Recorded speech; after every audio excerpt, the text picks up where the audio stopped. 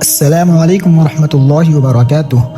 دوستو، آج کا واقعہ شروع ہونے سے پہلے ایک بات سوچیے۔ اگر آپ کو رات کے وقت کوئی چور پکڑ میں آئے اور وہ آپ کو ایک ایسی بات بتائے جو آپ کی اللہ کے حکم سے حفاظت کا سبب بن سکتی ہے، تو کیا آپ اس کی بات مانیں گے؟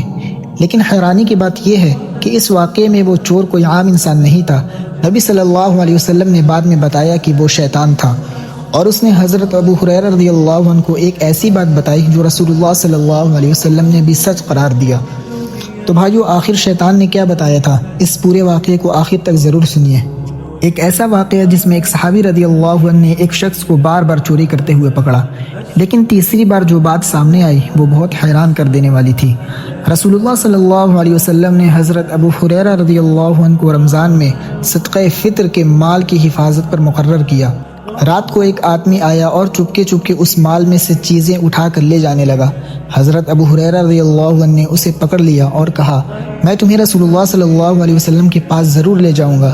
وہ آدمی کہنے لگا، میں بہت ضرورت مند ہوں، میرے بچے ہیں اور مجھے سخت ضرورت ہے۔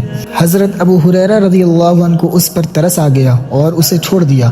صبح رسول اللہ صلی اللہ علیہ وسلم نے پوچھا، ابو ہریرہ، تمہارے کل رات کے قیدی نے کیا کیا؟ انہوں نے پورا واقعہ بتا دیا۔ نبی صلی اللہ علیہ وسلم نے فرمایا، اس نے تم سے جھوٹ کہا اور وہ دوبارہ آئے گا۔ حضرت ابو ہریرہ رضی اللہ عنہ سمجھ گئے کہ وہ پھر آئے گا۔ اگلی رات وہ آدمی واقعی پھر آ گیا۔ وہ دوبارہ مال اٹھانے لگا۔ حضرت ابو ہریرہ رضی اللہ عنہ نے اسے پکڑ لیا اور کہا، اب میں تمہیں رسول اللہ صلی اللہ علیہ وسلم کے پاس ضرور لے جاؤں گا۔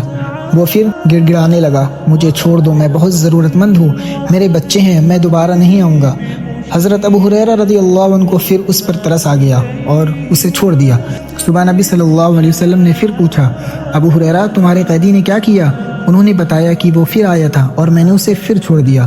نبی صلی اللہ علیہ وسلم نے فرمایا، اس نے تم سے جھوٹ کہا اور وہ دوبارہ آئے گا۔ تیسری رات حضرت ابو ہریرہ رضی اللہ عنہ پہلے سے تیار تھے۔ وہ آدمی پھر آیا اور مال اٹھانا شروع کیا۔ حضرت ابو ہریرہ رضی اللہ عنہ نے اسے پکڑ لیا اور کہا، اب میں تمہیں رسول اللہ صلی اللہ علیہ وسلم کے پاس لے جاؤں گا، یہ تیسری اور آخری بار ہے۔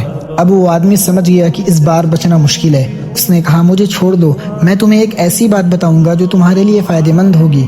حضرت ابو ہریرہ رضی اللہ عنہ نے پوچھا، وہ کیا ہے؟ اس نے کہا، جب تم اپنے بستر پر جاؤ تو آیت الکرسی پڑھ لیا کرو، اللہ کی طرف سے تم پر ایک حفاظت کرنے والا مقرر رہے گا اور صبح تک شیطان تمہارے قریب نہیں آ سکے گا۔ حضرت ابو ہریرہ رضی اللہ عنہ نے اسے پھر چھوڑ دیا۔ صبح رسول اللہ صلی اللہ علیہ وسلم نے پوچھا، تمہارے قیدی نے کیا کیا؟ حضرت ابو ہریرہ رضی اللہ عنہ نے پورا واقعہ سنا دیا۔